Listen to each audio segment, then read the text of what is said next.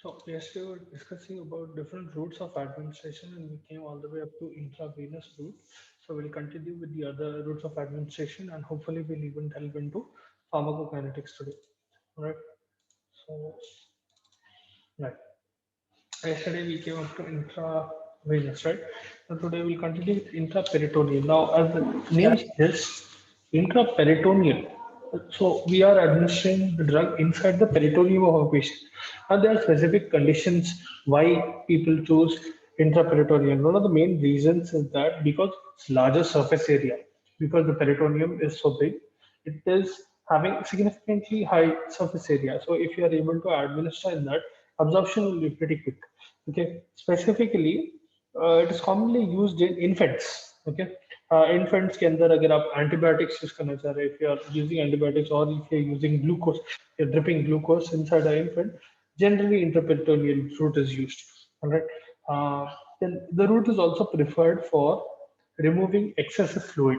So in case a patient is suffering from ascites, let's suppose ascites is a condition in which in the peritoneal space will be filled with fluid because of whatever pathogenic condition they are having.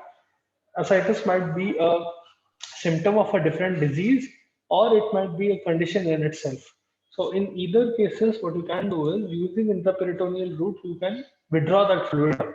So peritoneum में अगर fluid accumulate हो रहा है, you can withdraw it out using intraperitoneal route. Right. So if you want to, you can inject drugs the same way, or you can remove fluid the same way. Right. Then we have intra-arterial. Now, intra-arterial drugs or intra-arterial route is very rarely used. Now, more often than not, what you will see in the hospital is only in emergency conditions. Sometimes thrombolytics are given. Okay, in cases of stroke maybe, or in certain cases, very specific cases, thrombolytic drugs. Thrombolytic drugs are drugs that will break down thrombi clots, blood clots अगर form हो रहे or you are suspecting that the patient might be having blood clots, in that scenario, what a doctor will do is they might give an intra-arterial dosage of some thrombolytic drug. Generally, it will be given in the mallear region. Mallear region, आपका malleus bone जो रहता, somewhere near ankle, okay, so near the ankle joint, वहां पर रहता mallear region. आप posterior या medial malleolar region में दे सकते, या फिर other commonly mallear region में देते, नहीं तो you can give in the back of the knee, okay, or you can give it in the groin, any of these locations, but it is fairly uncommon. The rarely you will give, only in specific emergencies you will give intra-arterial route. All right. Then we have intrathecal. Now, intrathecal is commonly used for spinal anesthesia. Intrathecal किसको बोलते हैं? You are giving the drug into subarachnoid space. So, if you look at the meninges, all right, meninges of your central nervous system, you have dura mater, pia mater, and arachnoid mater, right? In between, you have arachnoid mater. So, dura mater, arachnoid mater, pia mater. Just below the arachnoid mater, towards your body, I mean, right? So, one second, I'll show you. Imagine this is a person's anterior side and this is the posterior side. Okay, this is the posterior side. So, this is their back. Okay, and this is the front. Now, the spinal cord runs something along like this, right? Now, from outside to inside in this direction, once again, from outside to inside in this direction, if you look closely, you will have dura mater here, then you will have arachnoid matter here, then you will have pia matter here. Okay? So, under both of these, you will have spaces, small gaps. Specifically, यहाँ पर subarachnoid space में you will have CSF running along. Okay, you've already read this in last year, but just to refresh your memory, in the subarachnoid space, all right, you have CSF that is flowing around. Intrathecal injections are given in that space, specifically near your L3, L4, or L4, L5 in the lumbar vertebrae.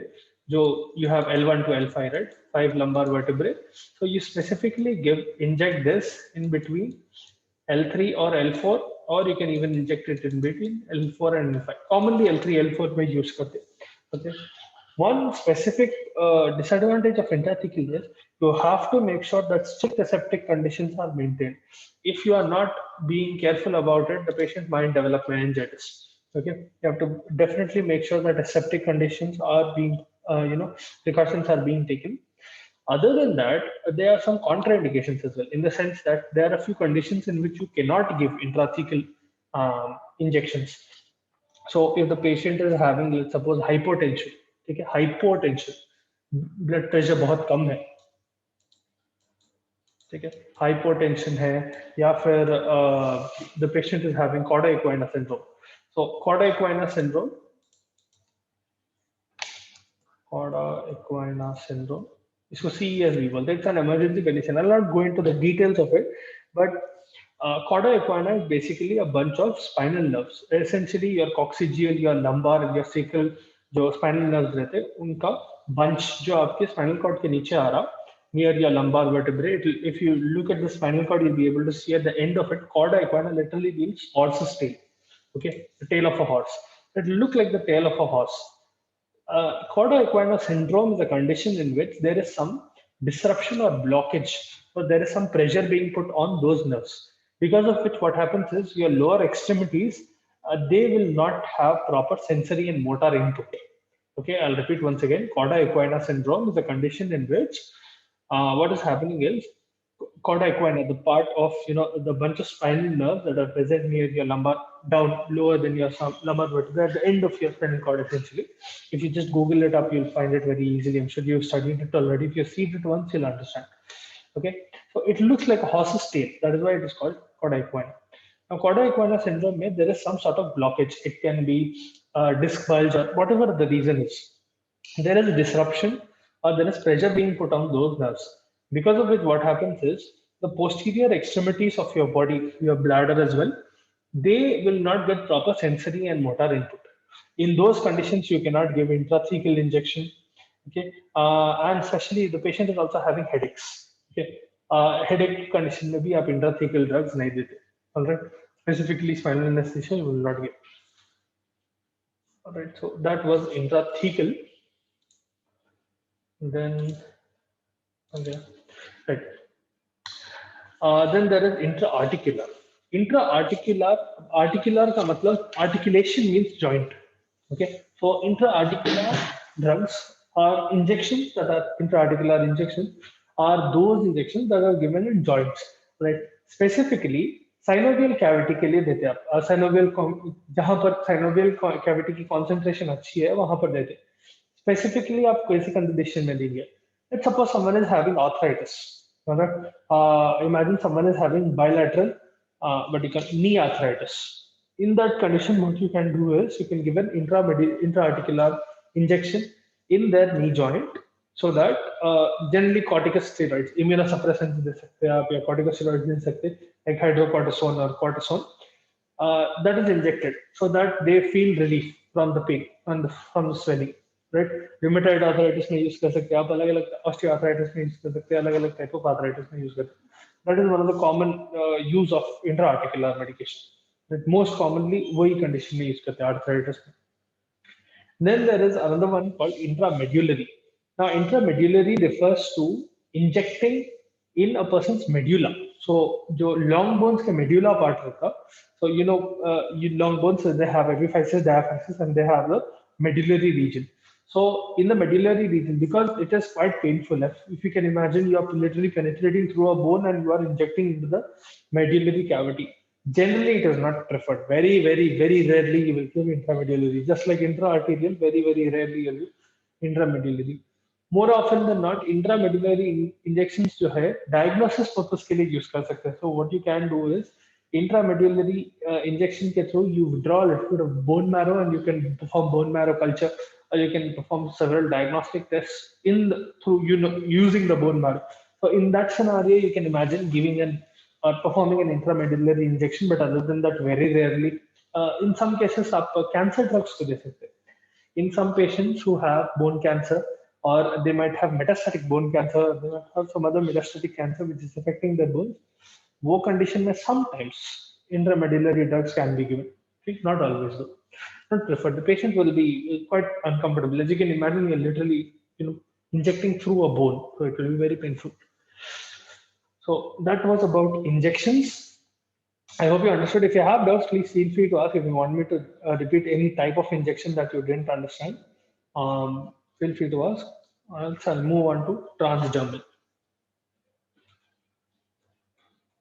Okay, so coming to transdermal, these are also called transcutaneous. Okay, transcutaneous route of administration or transdermal route of administration. It means one and the same. And the first one, adhesive units. Adhesive units are also called transdermal patches. Now, I'm not sure whether you've seen this or not. If you ever see a smoker who is trying to quit, imagine someone who is a compulsive smoker and they go to a doctor and let's suppose they are telling doctor, I need to quit smoking. So the doctor might prescribe them, nicotine patches. So nicotine patches have a controlled dosage of nicotine in them. Now generally the craving from smoking occurs through nicotine. By burning nicotine, by inhaling nicotine, they are able to stimulate their nicotinergic receptors, that is causing them to develop addiction to that, to the cigarette itself. So they're not exactly addicted to cigarette per se; they are addicted to nicotine. So some people will be, chewing tobacco as well. So in any of these scenarios, the doctor might prescribe them nicotine patches. And nicotine patches will have a very, very small amount of nicotine. You will not immediately stop nicotine as such because it can have some serious withdrawal effects. Patients will start sweating profusely. Some smokers will start vomiting. They might have fever. Things like that will happen. So you cannot exactly immediately quit.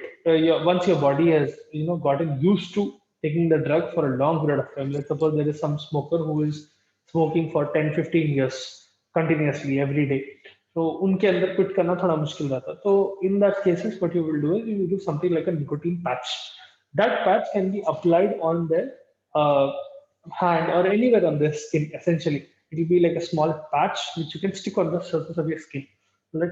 That is essentially an adhesive unit. It will be a medicated adhesive patch that can be placed on your skin.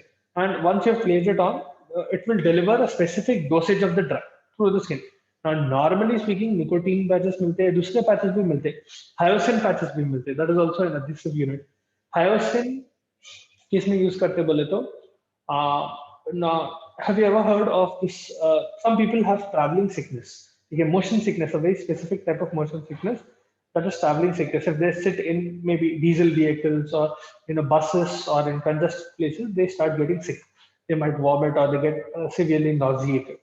So for such patients, what some people will do is, some doctors, they will prescribe hyoscine or anti-emetic patches.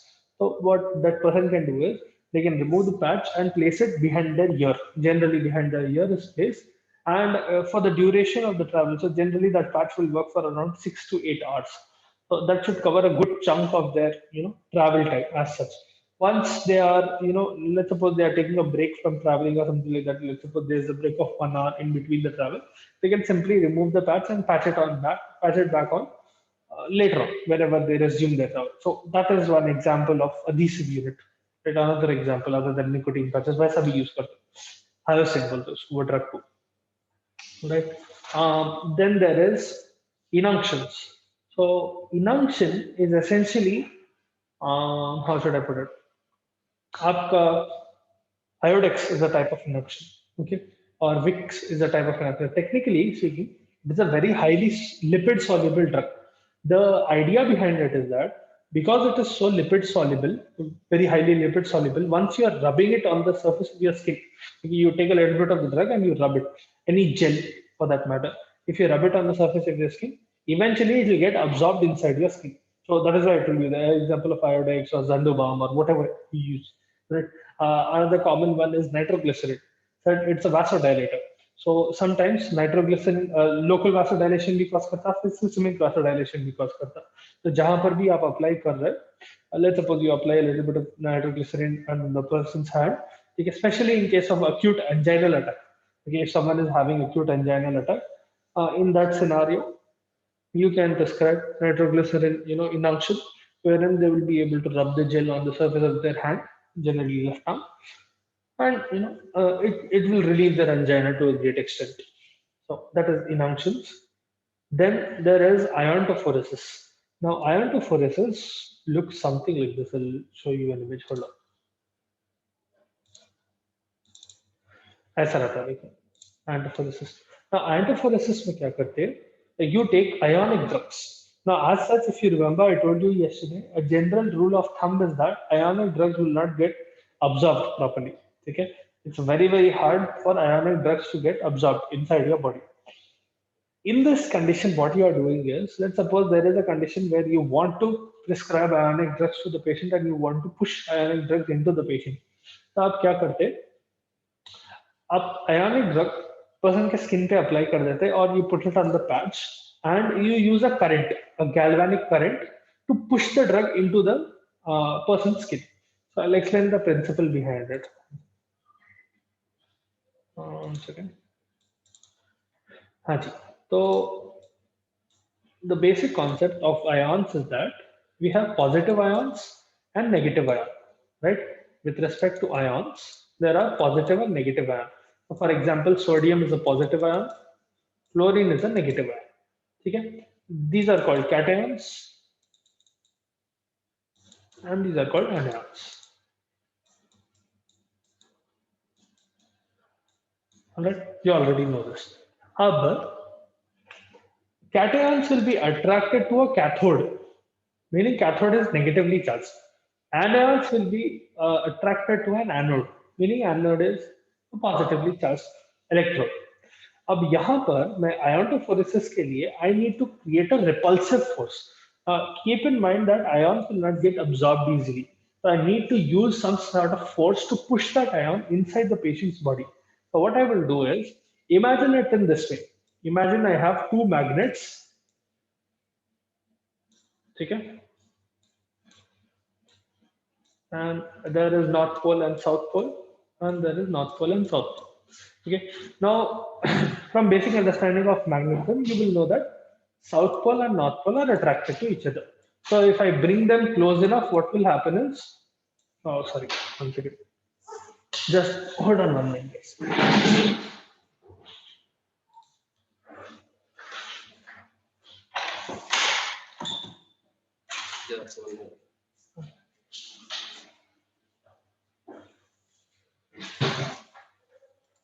Sorry about that. So as I was telling you, through basic magnetism, you will know that if I bring these two close to each other, they will stick to each other, right? There will be attraction in between them, and if you bring close enough, they will stick to each other. On the flip side,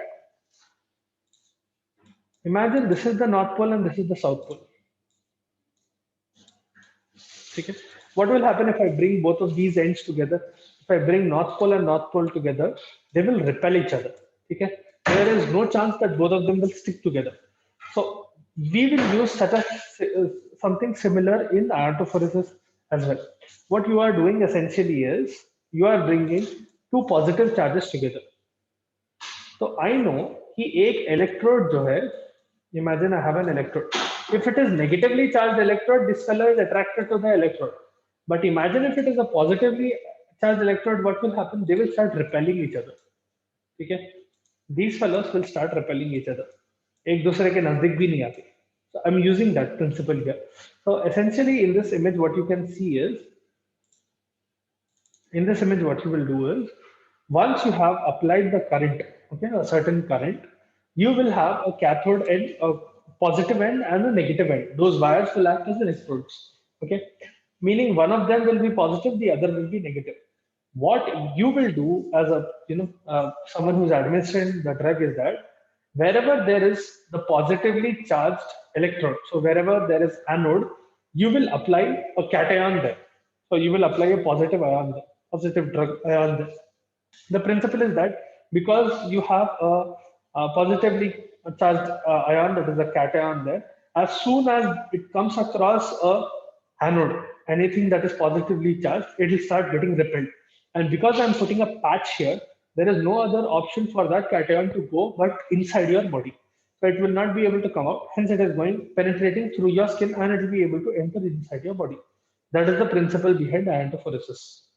Okay, I hope you understood that. So we are essentially using repulsive force. Okay, यहाँ पर let's suppose this is a person's arm ठीक है, यहाँ पर मैं क्या कर रहा हूँ, इमेजिन पॉजिटिव आयंस लगा दिया and I am attaching a patch like this on top of it, and there is a wire going like this, and there is another patch here with negative ions. Okay? And there is another electrode here. Once I apply electricity, imagine I put positive here and negative here. Positive charge to the electrode and negative charge to the electrode. So this will become an anode and this will become a cathode. Because of the repulsion, this ion does not have any other place to go but inside your arm or inside the skin. I will not use both cation and anion together. I'm just showing you for an example. अगर मैं cation push कर रहा तो मैं anode end के path से push कर देता हूँ अंदर, so that that ion is able to go inside and have the desired effect whichever I am hoping to achieve. That is iontophoresis essentially. All right. So if you have doubts, please feel free to ask. Did you understand what is the concept behind iontophoresis? If you have doubts, please feel free to ask. You have put it in the chat as well. All right. Then coming to the next one, we have jet injections. Now, jet injections are special type of injection. इसमें आप क्या कर रहे हैं? Okay, I'm not able to enlarge this, but essentially what you are doing is you are using propulsion of water. You are using a very, very highly concentrated and high velocity jet of water through a very, very fine orifice. Orifice is a hole. Okay, so imagine mimicking an injection without the injection part. So without any needle, you are injecting the drug inside. How you do so is that you create pressure. अब यहाँ पर आप, I think I have another image of that one. Hold on one second. No, I don't.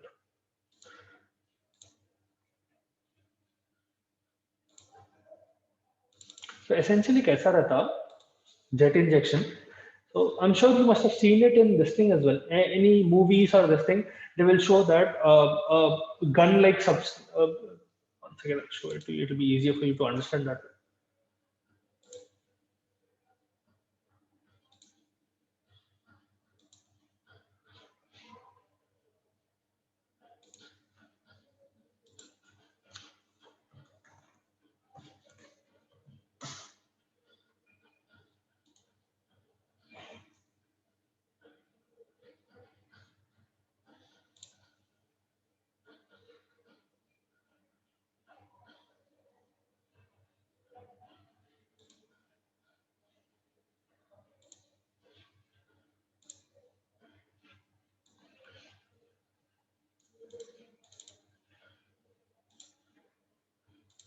See, this is how a jet injection will look. So essentially, we do not have any needle, but you are creating propulsive force. Okay, you are creating a jet of fluid using water. Okay, you create a very high velocity jet of fluid, and that fluid will be able to push the drug. You put the drug inside the fluid, and through that fluid, the drug will be able to go inside your skin without any needles as such. It will seem like you are just creating a small hole, but you will essentially not do anything altogether. It's just pushing drug through a very high velocity fluid that is moving through that propulsive substance. So that machine that you see in the lady's hand, that will create the pressure which will push that fluid into the person's skin, into the patient's skin. That is essentially the what do you call it? Mechanism of jet injection. So again, in jet injection, what you do is you take a jet injection device. Okay, that device itself is called a jet injector, and in that injector you have a little bit of fluid in which you will add the medication. So essentially speaking, you will get different vials, and you will just withdraw that the fluid inside the vial into this propulse the what do you call it? The injector. Once you have filled the injector, what you do is you press it against the person's skin, and you start using the injector. You push the button on the injector, and essentially what happens is it will create enough pressure wherein that injection or the drug essentially inside the injector will be pushed into the person's skin without injection altogether. You're not using any needle. You're just using force. Okay, through force it will be able to just get pushed inside. So in the other image you are able to see yeah, right here. So what happens is, as you can see here, once the jet injector head is pushing the fluid here, liquid will be injected at a very high velocity, and that drug will be able to penetrate through your epithelium and go inside, into your skin and go into your systemic circulation eventually. Right. So that is the mechanism behind jet injection. I hope you understood this. If you have doubts, please feel free to ask. Those were four different types of transcutaneous routes. We looked at anaphoresis, where you're using galvanic currents. Pain hota. Yeah, it will be slightly pain. It will just be like a small pinch. Pain, as in it will not be as inconvenient as injection. Some people have a genuine fear of injection. So in those cases, this is super. And it will be much more faster as well. You can simply push the drug because you're not injecting anything as such. You're just applying drug at a very high velocity. You're not tearing any skin. If you look at the injection as well, you're essentially creating a small hole, very minute hole, but you are creating a hole in a person's skin. इसमें वो पूरा नहीं हो रहा. So essentially speaking, in this as well, it would be preferable if you're using lipid soluble drugs, but you can give hydrophilic drugs as well. It is preferred if you are able to use lipophilic drugs. अब just उनके skin के पास push करके you start the machine, and it will be like a small pinch. Imagine using a punching machine on your skin. It will not be as painful, but it will be a small. It will not be as noticeable. It will be over much more quicker than an injection, and you don't need to be as careful as well about the angle of injection and all of that, because you will not have any fear of nicking nerves or things like that. You are entering into a blood vessel. वो पूरा नहीं रहता. So that is about jet injection.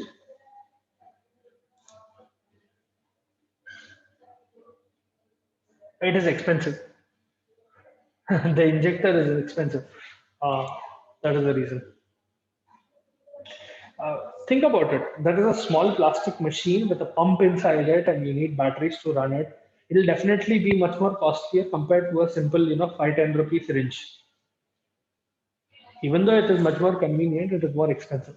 So, and I don't think it is used as much in India as such. You will be able to see them in labs, but definitely in labs where experimentation is done, but not as such in hospitals. No problem. All right. Now, the last route of administration will be transmucosal. So, where did that go? Right. Transmucosal, we already, discussed what is sublingual. Nasal is essentially you are administering the drug through nasal route. So, snuffs is one example. So I'm not sure whether you've done this or not. Whether when you are a kid or even now, if someone has a cold, especially if they are congested. Okay, now let's suppose someone has a what do you call, their sinuses are filled with a lot of mucus and all, and they're not able to sneeze it out. It's getting dry or whatever the reason is. Okay, so to decongest it, what will happen is you'll get soft powders. You'll get certain powders that you can sniff into your nose, and they will act as irritants. Okay, that will help you start sneezing, and you'll be able to sneeze all the mucus out. That is one way. Or else transnasal route में essentially आप क्या कर रहे, through your nasal mucosa you are able to push the drug inside. So आप कौन सा drugs use करते हैं इससे? आप gonadotropin releasing hormone use कर सकते हैं, या आप calcitonin दे सकते हैं इस तरीके से. Okay. Not very commonly used, but you can use in certain conditions. Transnasal route दे सकते हैं drug का. Right? Same for rectal.